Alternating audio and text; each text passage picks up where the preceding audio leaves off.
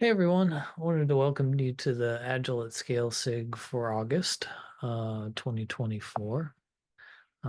We have an exciting presentation that we'll get to here in a moment, but first we want to tell you all, especially for those of you who are joining for the first time, a little bit about Agile Austin and what we do.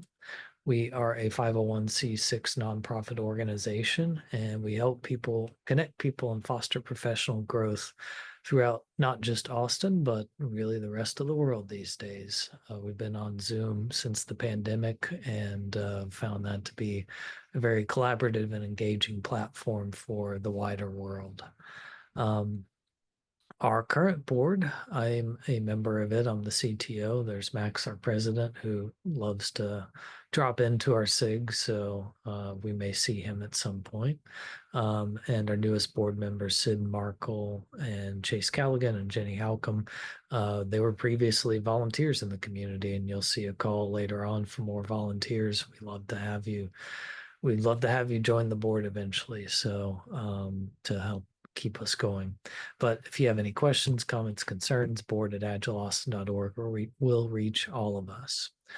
We also wanted to say thank you to our sponsors. I'll post in the chat here in a little bit some links to all of their websites and such.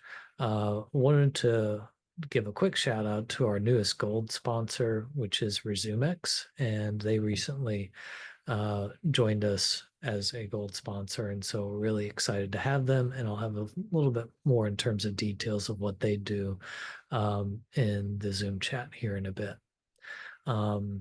So Agile Velocity also has a discount code that's available. You can use code Agile Austin for all of their public workshops to get 15% off. So we thank them for their support.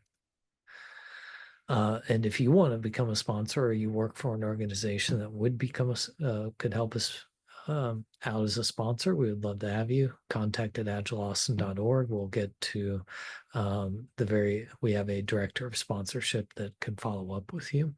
And then membership also helps sustain us. It's been $35 now for well over a decade and should remain as such. The one thing that inflation has not actually touched. So you can go to our website, agileaustin.org, for more information on either of those.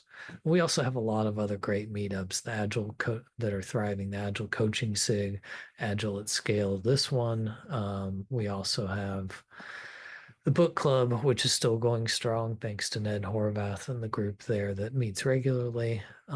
We also have a product and AI SIG that just kicked off a few months ago. If you go to our YouTube channel, just search YouTube at Agile Austin. We just uploaded the last 3 of those, and so you can check out all of those great presentations.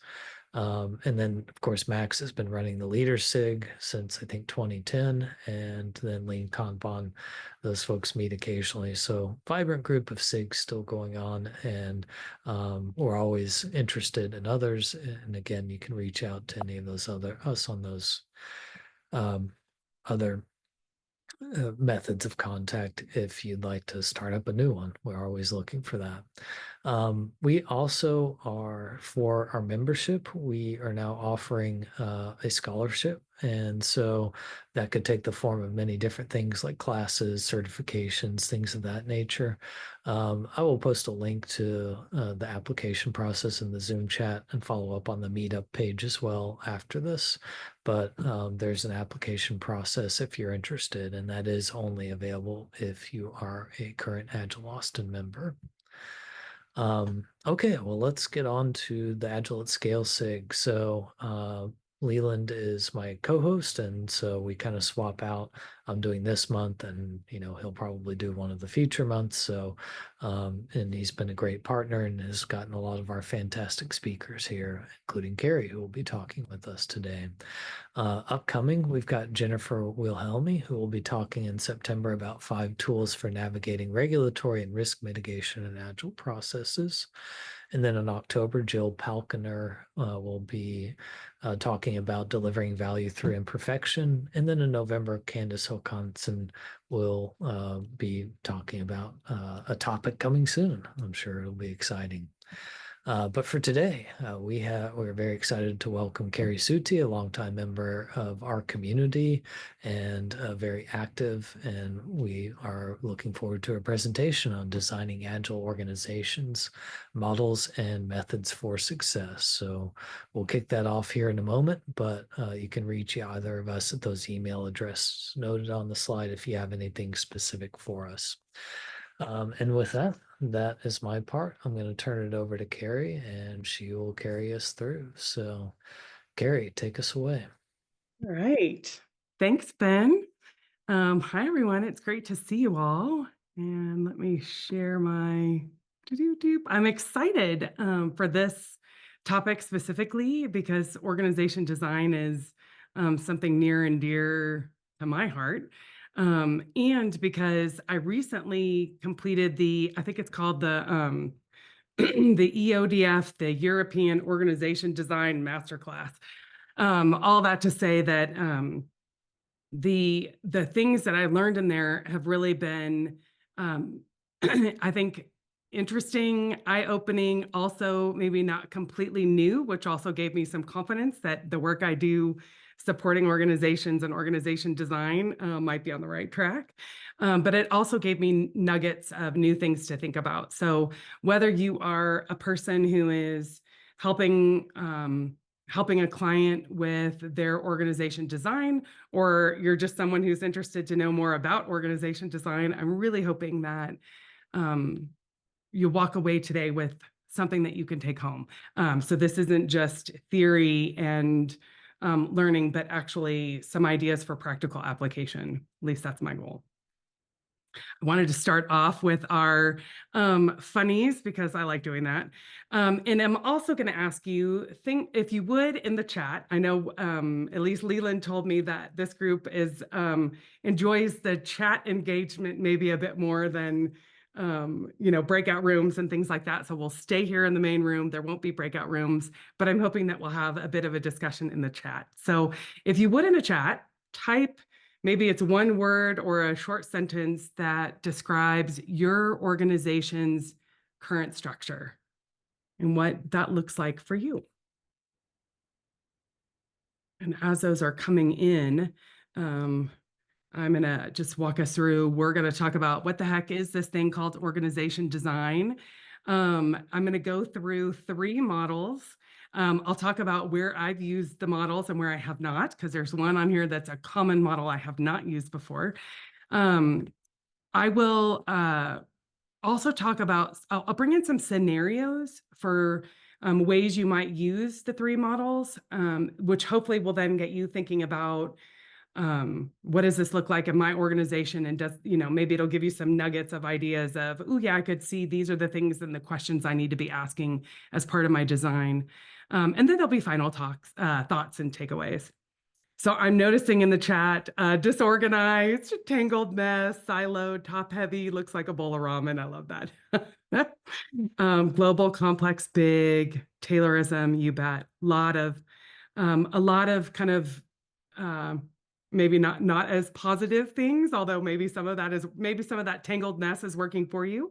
But like I said, as we talk through this, hopefully you'll get some ideas of things to try and to think about, maybe if you are in a position within your organization to help make changes to the design of the organization. And for a company like IBM, it's probably not going to be an IBM as a whole, but rather, the area where you sit. So the first thing I wanted to highlight here, it gets brought up to me a lot when people say OD. Are they talking about organization design, organization development, and what's the difference between the two? I love this Wharton image because I think it does a really nice job of talking about the objectives, the activities, the frequency, things like that. I'd also highlight that when we're talking about, so I use OD for organization design. When I'm thinking about organization design, the focus of it, I'm thinking about creating the right structure and alignment to support strategic goals.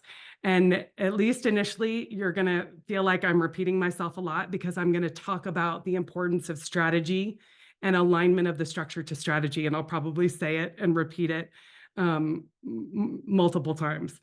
when I think about organization development, the focus of that is really on fostering growth, improving effectiveness, managing change within the structure.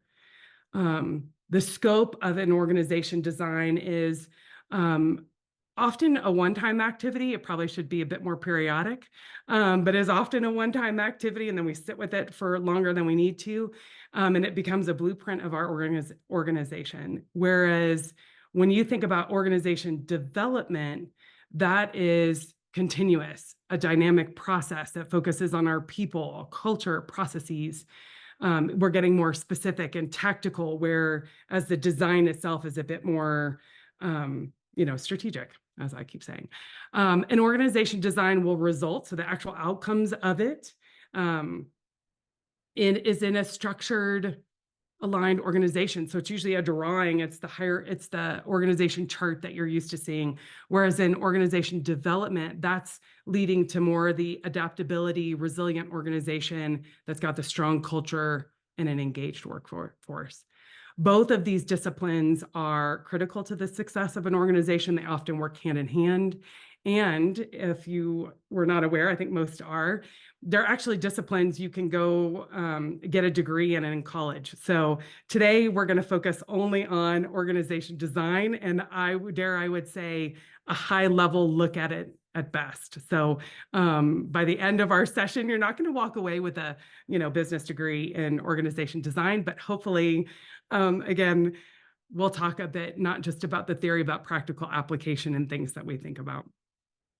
So all that to then say, when we think about organization design, it really is the process of shaping that organization structure and the roles to align with strategic goals and operational needs. It can encompass everything from the reporting hierarchies, that organization chart, to team interactions and workflows. And it is imperative, here comes the repeat, that you start with strategy. Strategy leads the way in organization design. If your strategy is not clear, your organization design may not be serving the needs of the organization. The other thing that I'd like to say is that the alignment of the organization design to strategies, that's really what helps break down the silos that I know some brought up. It encourages ownership of the outcomes and enables organizations to swiftly pivot in response to market demand. So I think organization plays a critical role in that factor. The other thing I want to highlight is there isn't a one-size-fits-all approach, much like whether you're an employee in an organization looking at our operating models and the ways we work. When you are, whether an employee or a consultant, and you're looking at an organization, there isn't just one design that's going to fit every organization. You can take best practices, you can take ideas and concepts, but it really has to meet the organization needs and the outcomes that they're trying to drive. And so because of this, we rely on models. And that's why we'll be talking about and looking at models today. And what I hope you walk away with is that regardless of the model that you use, not every model, again, will serve in every way that you need. You're going to find things that are missing, things that work really well. So not one size fits all. We're not prescriptive. We use a model to guide us, if that makes sense. All right, so let's, the other thing I wanted to highlight, make it good at there we go, is what does Agile look like in organization design? Or maybe you prefer the word agility, which is totally fine. So how does your current organization structure support the Agile principles? Or does it? Share that in chat. As I walk through a couple of these slides. And I'm noticing NB's asking, organization design, is that an org chart or communication structures? And I would say, depending on how we look at communication structures, that may be a part of the org chart. How communication flows, the workflow of information may be a part of that design itself. A couple layers down, maybe not necessarily our top layer of design. So I hope that helps. So think about your organization's structure, that tangled mess that you talk about. How does that support and Agile principles. And I'm going to walk through these slides kind of quickly, but it's sort of in my way, thinking about our manifesto, our core principles and our values, and thinking about design criteria that you need to have in mind. So, in Agile, our focus, this isn't new to everybody, but it's on that continuous engagement with customers to deliver value. And so that means that we need to be thinking about customer-centric processes. And feedback, when it talks in here about feedback in our design considerations, so we have structures need to enable frequent feedback loops and rapid adaptation to changes in customer needs. When I say that, when I'm talking about customers here, I'm thinking about if I come in as a consultant and I am supporting that organization's design initiative, then that constant feedback loop from the customer for me is that organization. It's not the customers buying our products. But there is that element of customer centricity that is at the heart of what I do. If you're an employee working with maybe you have an organization design department within the company, or you're working with the operations team on what does our structure look like, then your customers here are your key stakeholders.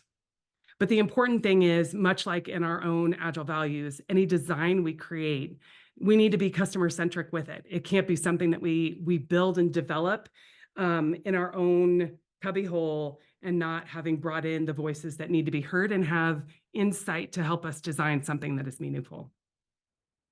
I hope that makes sense. The other thing is, we know that Agile thrives on flexibility, the ability to pivot quickly.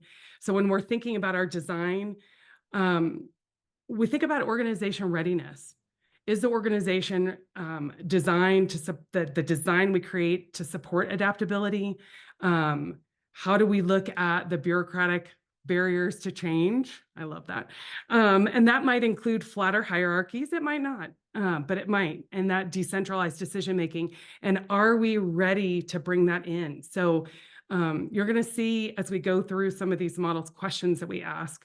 And I think an organization design is a lot about the questions that we ask. Are we ready as an organization for the structure that we're creating? Does that align to the strategy? And are we ready for it? Are the things that I think about. Next up, of course, we're emphasizing the importance of people, collaboration over rigid processes.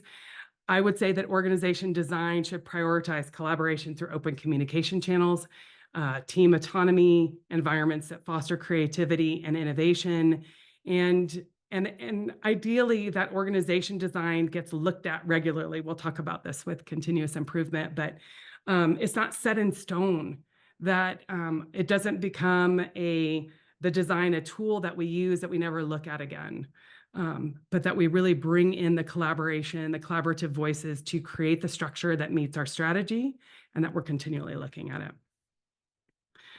So if I go on, then we're looking at, how do we deliver working solutions in an organization design?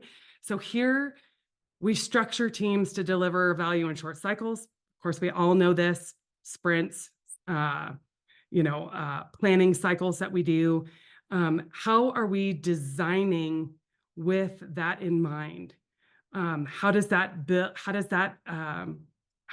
focus on working product, working solutions fit into our overall strategy of the organization and the structure that we're wanting to develop? And so keeping our Agile values, in this case, connected to the design becomes critically important. Otherwise, we end up designing a structure that doesn't allow us to have that collaboration, that doesn't allow us to integrate development, operational teams where we need it, whether that's software or product or otherwise. Of course, I've talked a little bit about this already, and that's the flexibility, the adaptability. We want to make sure that we're designing a modular structure that allows teams to be reconfigured based on the needs of the organization. So are they going to be teams that stay together for 6 months, 1 year, or are we needing to create teams that can be reteamed based on changes within our own outcomes as an organization. So how are we taking that into account when we are looking at our organization design? And that becomes important. And if I'm going too fast, I'll slow down a little bit. Let me know. Here, I think about cross-functional teams, which are, of course, the backbone of what we do. When we are designing and doing our organization design, we want to make sure that we're including disciplines that are needed to get the work done. This, of course, makes me think of value streams that probably people are familiar with, whether you're doing a scaled Agile framework or not. But it's how do we look at the work that needs to get done within our value stream, and how are we designing our organization structure to support that? The last couple that I have, of course, empowered teams is something that I think about a lot, not just saying the word, but believing in it. Flattened hierarchies or creating the space for delegating decision-making is really important, but our structure needs to support that. And if we've got a very hierarchical approach, how is that supporting the ability for our teams to be empowered to make decisions on their own? And so structure then connects to that empowerment that we want to drive within our organization. So that needs to be part of our thought process when we are looking at designing our structures. And the last one, of course, is if I click it, there we go. If I click it and make it good, is continuous improvement. And here, what we're talking about is the feedback mechanisms of our organization design. So like I mentioned, we don't want it to be a tool that we create a structure that we live with when it's not serving our needs, when it's not supporting the strategy that we want and the outcomes that we're looking to achieve as an organization at a broader strategic level. And so that's where things like continuous learning retrospectives, if you will, not the kind that we look at in a Scrum team, but more at a strategic level when we're looking at org design. How are we getting feedback? How are we looking to make sure the design is serving us in the way that we need it to be? And that means aligned with our strategy. And if we're saying we're doing an Agile change initiative, an Agile transformation, we're wanting to improve agility across the organization, how are we set up and designed as an organization to support those efforts? So I like to connect organization design to Agile in that way, because that also, while it's not specified in a model, it's still things that we need to be at our core thinking about to be good designers. So why bother? Why do we even bother with a model? Why do we use it? Like I mentioned, we're not prescriptive when we come into an organization, but oftentimes if we're coming in as a consultant or if we are an employee in the organization and we're looking to improve things, we need to understand the current state. We need to be able to visualize what that future state will look like. And we need to be able to establish an identity, the purpose, the value, the culture to help that organization thrive. And that is what organization design helps the organization to do, which I'm realizing I'm saying organization a lot. But that's why we use a model. It helps us bring structure to the elements that we think of. You're going to hear me talk about people. You're going to hear me talk about process. You're going to hear me talk about resources that we have, tools that we have, technology that we have. Sometimes people use the integral model. I'm actually not going to be talking about that today, but again, it's just another way for us to look at that organization more holistically to help us see where we are today, where do we want to be aligned with that strategy, and create that culture that allows us to be successful and to thrive. I'm watching. I'll come back. I'm looking at our chat and I'll come back, trying not to miss our questions. The one other thing I just want to highlight before we sort of dive into the world of models, and that is if you are working on an organization design initiative and you want to do it right, things that an initiative will actually give to that organization is, of course, clear strategic intent, because if you don't have it, we're going to explore it and figure it out. So what are we aiming to deliver? What is the strategy? What does the organization want to achieve? What are our guiding principles? And these are the principles that inform design decisions. So these principles are high level. We want to be careful not to jump into the weeds and get real tactical real quick, which is oftentimes what we want to do. That's in the space of org development. Here, we're going to stay in strategy. So these are big pictures. What are the things that we're wanting this organization? How do we want this organization to look and to operate? Big picture.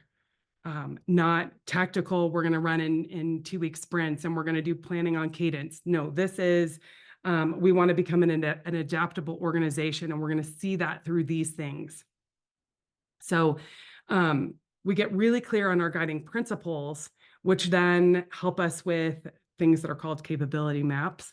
What are the capabilities that we need to deliver on, and how do they differ in strategic importance? That becomes really important to look at, and then we can build our operating model blueprint. So how will they work together to execute on the outcomes that we're wanting? And then we get to throw darts at them. What are the pros and cons? What are the risks that we're not seeing? What are the risks we're assuming and we're going to take on, but we're going to have mitigations for if they become really important? So having an operating model that you can then begin to throw things that's tangible, that a CEO can look at and either relate to or not.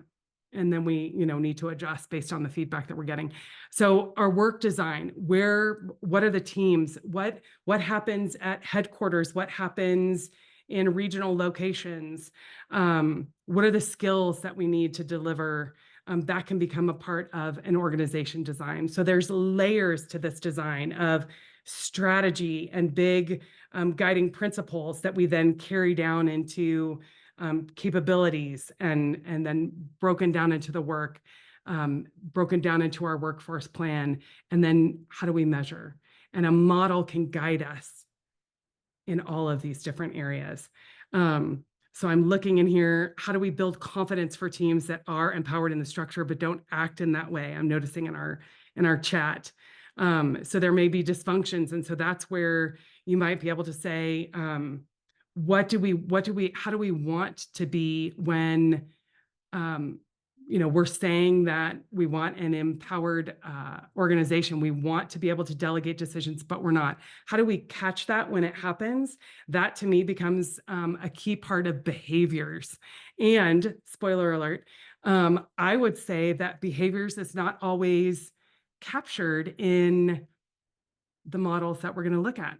So be on the lookout as we go through these models. Where do we see behaviors, accountability for the way that, what are we saying we want in our organization design, and how are we checking to see if we're meeting what we say we want and we're doing what we say we need, what needs to happen. So I love that that's getting brought up in here.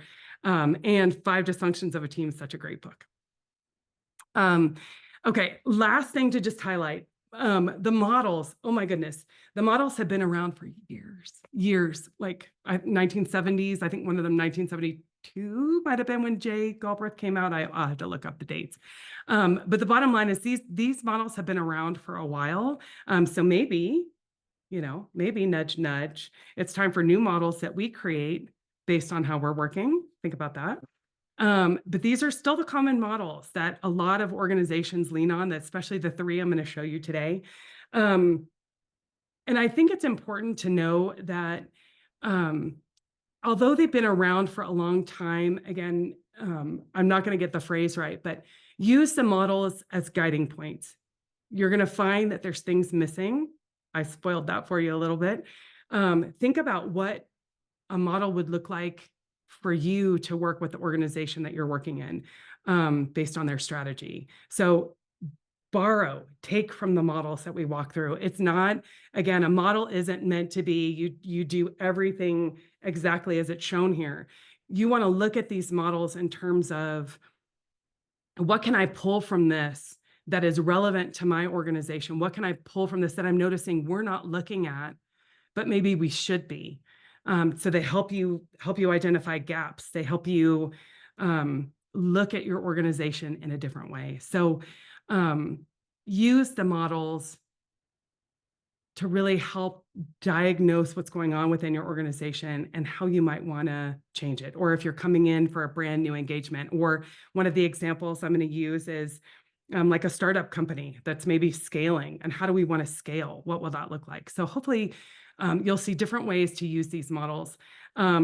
The other thing I'll share with you is I find, although these are the 3 top common models, the McKinsey 7S, we're going to look at the STAR model, which is definitely big. That was the one that that I did a lot of work on in the course that I took. You're going to see a lot of commonalities.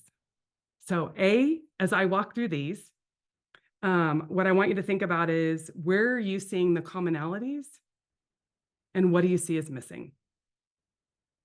The third thing, I'm giving you a lot to do while we go through these slides.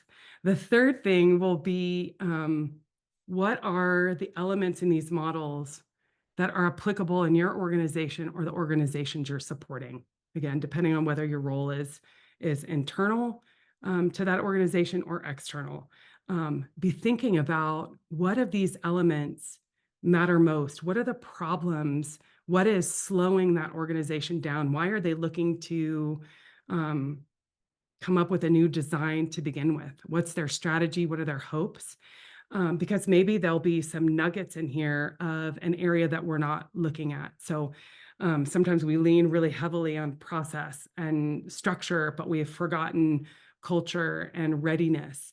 Or we look at process and structure, but forgot that maybe we don't have the right tools, or our tools are outdated, or maybe we didn't forget it, but it's the elephant in the room and we don't want to look at it. And maybe now is the time to do that. So as we go through these models, where do you see the commonalities? What do you think is missing? And what of these models can connect to where you are in your organization? So that's what I offer to you. Okay, so we're going to start first with the McKinsey 7S. So created by McKinsey, so created by a consulting firm. Keep that in mind, because I think that makes a difference too.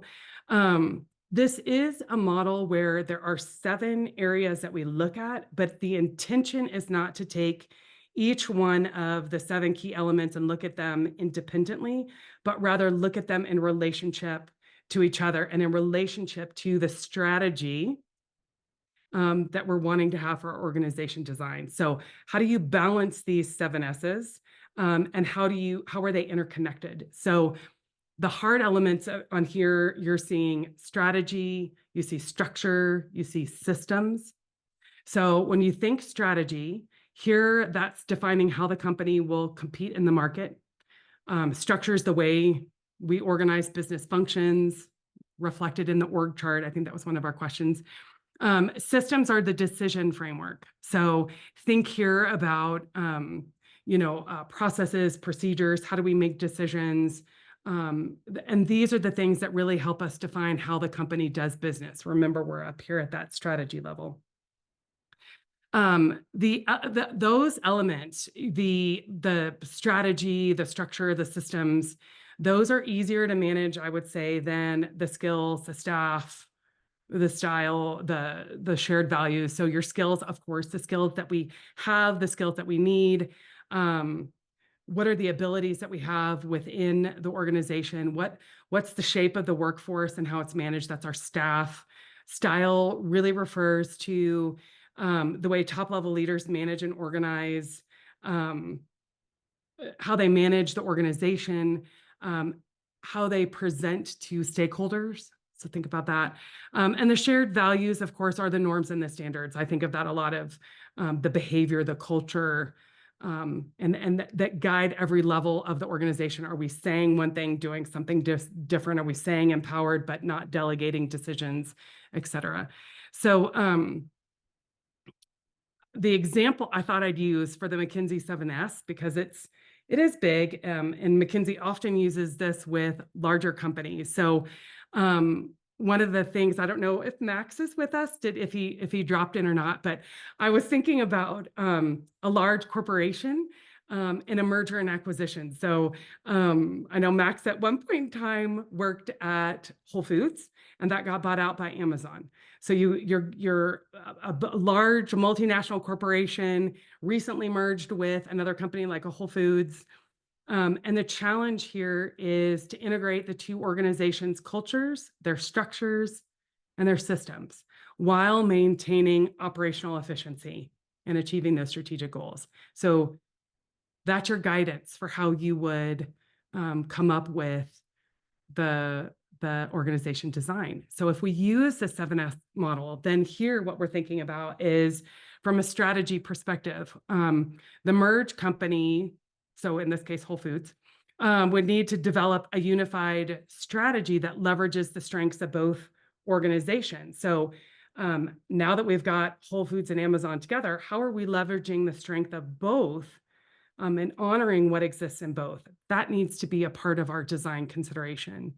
The organization must redesign its structure to accommodate new reporting lines, eliminate redundancies, streamline operations. This we're all very familiar with because we've seen that happen. In systems, how are we integrating, say, for example, IT systems, HR processes? Perhaps Whole Foods and the way that it does performance management with its people looks very different than Amazon. How are we merging performance reviews, HR processes, any other operational systems that are crucial to ensure that we have a seamless operational efficiency across our organization when we've merged? So this, again, as you're seeing, I'm using this model to ask questions that will inform the design that we create. When I look at our shared values, how are we aligning the cultures of the two companies? Does one take over the other? Are there elements of the Whole Foods culture that can align with Amazon? What are the leadership styles of both organizations? And how do we need to look at the way we lead others and how leadership shows up?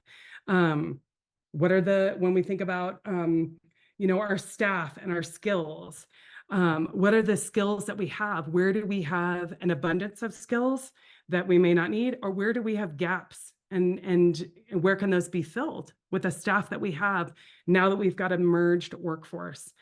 So these are the questions that we're asking as we design this new structure, this new org design based on a merger. So the organization can really align all these 7 elements that you're seeing here, which would, in theory, enable a smoother merger process, minimizing the disruptions that would happen as we merge the two companies together. So you might be brought in, this is what that would look like. These are the questions that you would ask that would inform the design that you ultimately come up with that shows what does Amazon's org design look like now that Whole Foods is a part of it.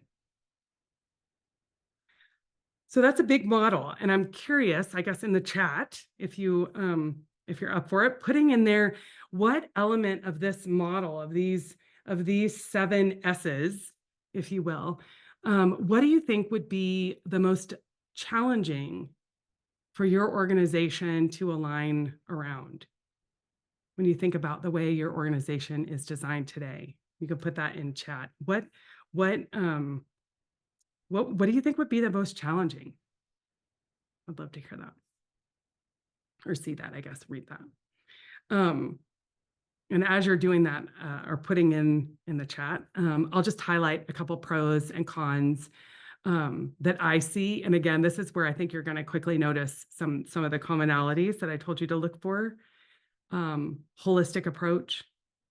So looking at all those 7 elements, asking the questions about how they fit in our organization design. How do we honor our strategy by looking at those 7 elements? It's versatile, adaptable. It could be in a large context like I talked about, could also be used at a smaller company, can be used for different organizational contexts. So like strategic planning or change management, performance improvement, and definitely emphasizes alignment, which I think is so important. What it doesn't do is it's not simple. There's a lot of complexities when you're looking at all seven. I go back, all, go the right way. Yeah. All seven of those elements and how they're intertwined. Changes in one area can often require adjustments in others, which makes the model a bit more complex to work with. And knowing that as we're gathering data to do our design and we start to shift in our knowledge in one area, like in say in strategy or in structure, that might impact skills and staff, for example. The other thing I notice in this is there's not a lot around measurement. So there's not like, I guess you'd have certain measurements that you could put in place in some of the S's, but not in all. Anyway, for me, there's a lack of quantitative metrics that we can use to see how are we doing and are we designing and achieving the goals that we hope to achieve with our design through metrics. It doesn't call that out more specifically. And the other thing is that we're really looking internally. So we're not looking here at things like market trends, any external factors. The factors in the 7S's are all within our own within our own organization or corporation. So for me, that could be a potential con when we're using this model, a gap that you'd want to fill in. Yeah. So I noticed Lonnie said likes the systems and skills are the biggest challenges, and we like the idea of that we included the style with how we're interacting, which I think is awesome too. Now, one of our questions that Woody was asking is, can we talk about the approach with a small company, say a startup? And for the startups, I actually like the STAR model. The STAR model is the one that I have more experience using. The McKinsey 7S, I've looked at elements of and explored that with other consultants, but I've used the STAR model more than McKinsey or the third one, which is the 6-box, which we'll look at in a second. But Woody, to your question about for a smaller startup. So when we look at the STAR model, here strategy leads the way, always. This is a framework for influencing employee behavior through a series of design policies that are ultimately controlled by management. And so always we start with strategy. Here we've got, which is always at the top of the STAR. We're determining goals and objectives, values, missions, the basic direction of the company. We need to get clear on that. If we don't have that, we spend time doing it up front. That is what helps us establish the criteria for choosing alternate organization structures and forms. Because we're going to then look at our strategy and be able to see, are these different approaches to structure, to processes, are they aligned to our strategy? So there's always that connection. You can see in the STAR, all lines go back to strategy from each one of the elements. Here we look at structure, and that is where are power and authority in the organization? Where do they exist? And what does that look like? Processes, of course, the flow of information, the processes for decisions. How are those made? What does that look like? The rewards. So a little bit like, the processes and structures, systems that we had on the McKinsey 7S. When I think about rewards here, it's how do we align employee goals to the organization goals? So what does that look like, and how are we looking at performance in that way? And then, of course, people, critical. I often think people belongs in the center, at the heart of every model. But here we're talking about how do we align people, policies, functions, so that we're developing people and organization capabilities. Maybe we're wanting to become that learning organization. So let's take this model. Let's take the STAR model and put it in terms of that startup and see. So the startup, then, if we start with strategy, that startup, let's say the scenario that I had put together was the startup is growing from, say, the 20 20 to 100 employees. We need to scale our operations, but we want to maintain agility. We want to be able to innovate. Our current structure is no longer effective. And so we've got inefficiencies, maybe communication barriers that are happening within it. So we're coming in to look at the structure. What are the questions that we want to ask using this model? So here we'd look at, okay, we've got to refine our strategic objectives. And that's going to look like, how do we want to maintain sustainable growth while continuing to innovate? That might be part of our strategy. So remember, big picture. Then structure. So our organization will need to move from maybe a more flat structure of a startup to having a defined hierarchy. And we're going to bring some hierarchy in. In this case, it's not flattening the organization. It's actually adding a bit more structure where we've got clear roles and responsibilities so that we ensure leadership, operations, product development are effectively organized. And there's clear lines of structure. We're not duplicating efforts. What we may need to formalize some of our processes, because as a startup, it's all hands on deck. Everybody's getting things done, and we're just, we get things done. There's no formal processes in place, but as we grow, we know we need them. So what is that going to look like for us? How are we developing a reward system that aligns with our company goals? And how are we making sure that our recruitment of people, the training that we're giving them, what are the development strategies that allow our people to grow with our company? That we're bringing in people who are able to work in an environment that's got that mentality of growth and a scalability that's moving from less structure to more structure. And how are we recruiting in a way that supports that?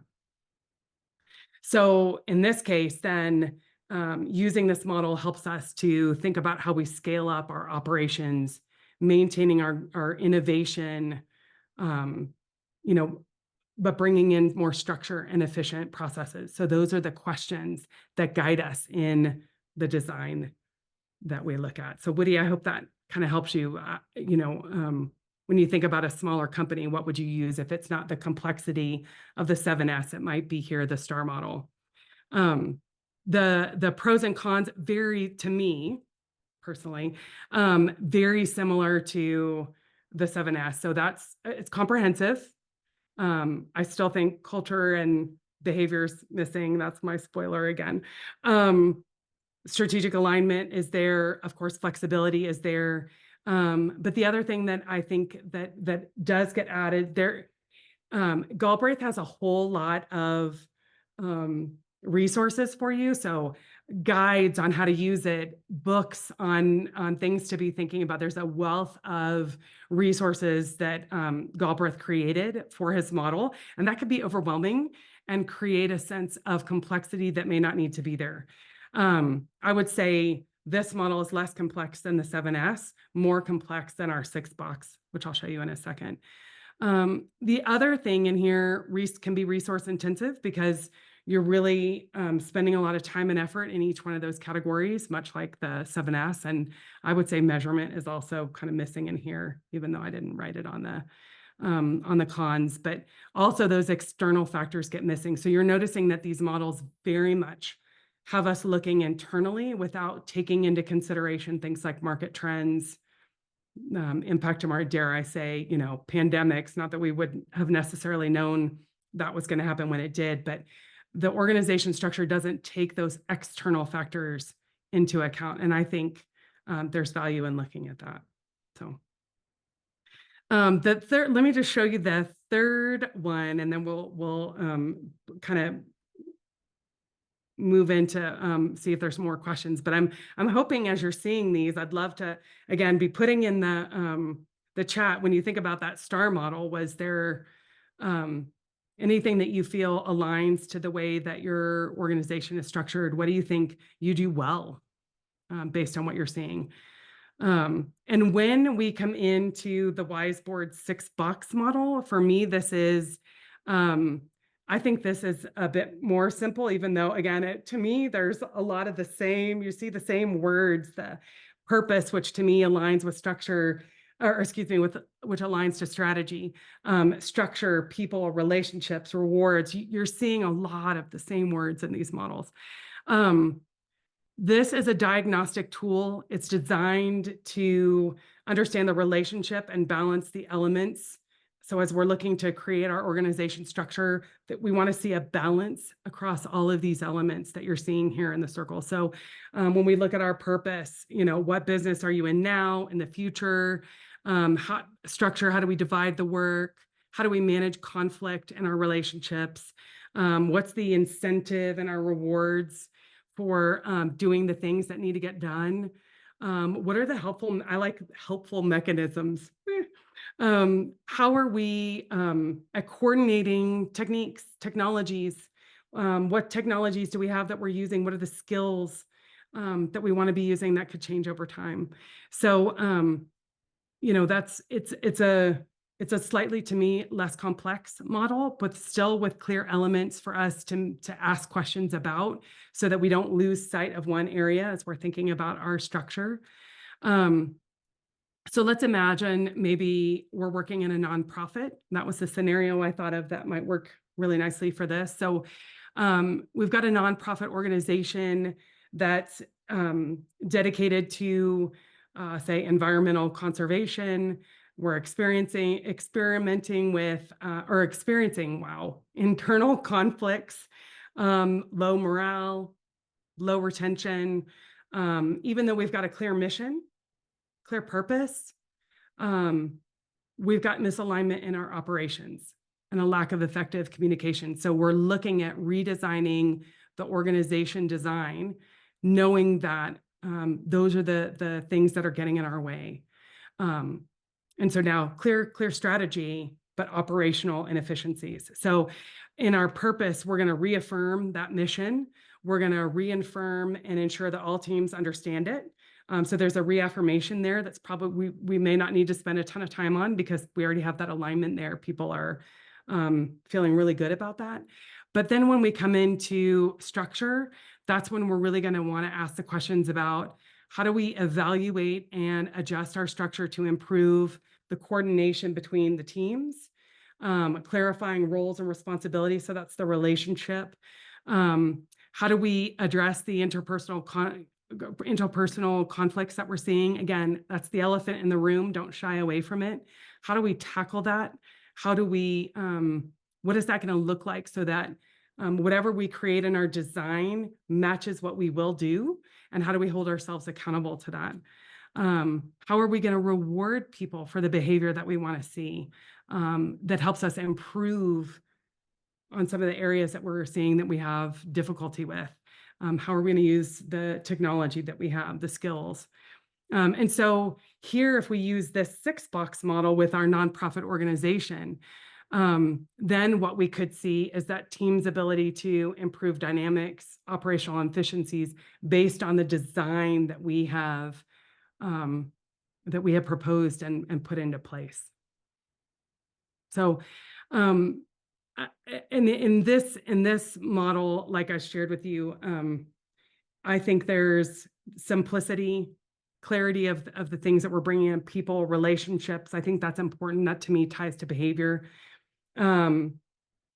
There is a limited depth to it to a degree when you look at some of the complexities and the depth that you see in the 7S. So I feel like there's an opportunity to bring elements in based on what you're looking at. But the other thing also, still an internal focus. So again, all three of these to me forget to look at the impact of market trends and how that might impact the structure that we need to create, where we need skills, where we may need hierarchy, where we don't. How are we going to bring in AI to the organization design in a way that people can use and leverage AI to support the business? External factors like that, I think, are important to include in a design framework. So, that was an awful lot, and I'm realizing that we're coming close to the end of our time. So I just wanted to highlight, I already feel like I've talked a lot about the things that I think they're missing. I'd love to hear in the chat, what do you see as these models missing? What have you experienced yourself when you have been doing designs organizational design, what gets missed, what gets overlooked that potentially impacts how the organization operates. Because again, when there's a misalignment of the organization design to its strategy, we begin to feel that with how we're working, whether there's redundancies in the system, whether we're saying one thing, doing another. I feel like that happens a lot. I'd love to hear what you all are noticing and experiencing. The last two slides I have in here just around key things. I don't know that anything in here is going to be super surprising, but if you're noticing the resistance to change and you're creating this design, that's when you want to be engaging your stakeholders to weigh in, to get feedback on the design, transparent communication, town halls with forums for feedback. Think about how many people you're engaging and you're telling, how transparent you want to be with the full organization. So if it's a smaller organization of 30, might be way more transparent with everyone of what we're thinking about. In fact, include them in the design process. Whereas if I'm at a big IBM, I just keep bringing that up because I know you're here. But if we're at a big IBM, we may not be involving everybody in that design decision, but we do want to have core people who are involved in sharing. So anyway, ways to look at roles and responsibilities. And again, do not be rigid with your organization design, because I think that is huge. Last but not least would just be the things that I have learned are be patient.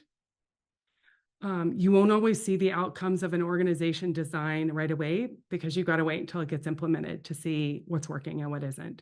So I used to work at Dell, and every quarter we reorged, and it used to drive me crazy. And I would get so frustrated, and I would get frankly anxious.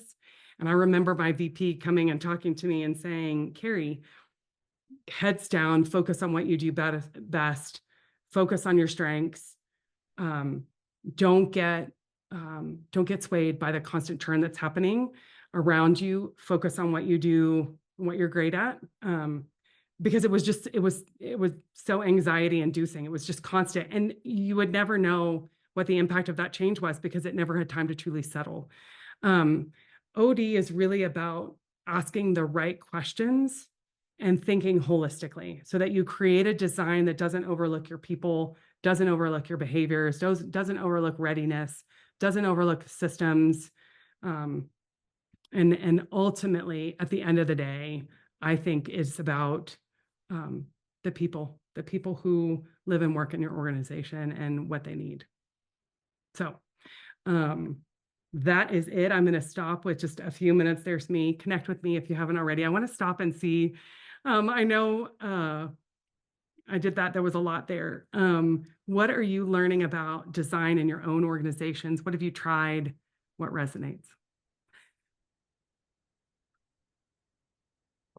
Carrie, I think there was a question from Tom Moore in the chat. And I think we'll have time for an answer for that, and then we can wrap up. Yeah. Since this is process transformation, what could be some of the measures? Identify issues with the current design, show you the new model. Communication is one. Are there others that you've seen? The measures for it. So things that I have seen work are, so let's take that last scenario that I used where people are, we're getting really stuck in poor communication, redundancies, et cetera. Then some of the measurements we might do is based on the strategy of why we're changing the organization design. We might do an NPS survey with our staff to see, are they noticing changes in leadership and the way, are they feeling empowered in the decisions they're making? Are we noticing improvements in communication? So measurements could be surveys that we do with our staff. Measurements could be around process improvements that we've made, because we know that we're trying to break silos and create, bring in more cross-functional teams. What does that look like in terms of getting work done? So I've seen different kinds of measurements in that way, but it all anchors back to what's most important for that organization and the strategy they have behind the request to change the design. So again, it always goes back to strategy. It's okay to be upfront and spend more time on strategy and get really clear about it before just diving in to create a design, because then when you go to measure, you're measuring the right things, and it needs to be relevant to what that strategy is. I hope that helps, Tom. I feel like I did a drinking from the fire hose on this talk. It is the first time I gave it, so I welcome all feedback on how too much, all of it. So, Well, yeah, Carrie, really thank you for the talk. Really appreciate it. See, Leland, you came there on camera. So anything Yeah. you want to add before we take off? No, the same thing. It was great, Carrie. Great to hear this one. Yeah, really helpful to consider the full scope. I mean, it is drinking from the fire hose, but it is just that broad. So that's helpful to see it from a big picture perspective.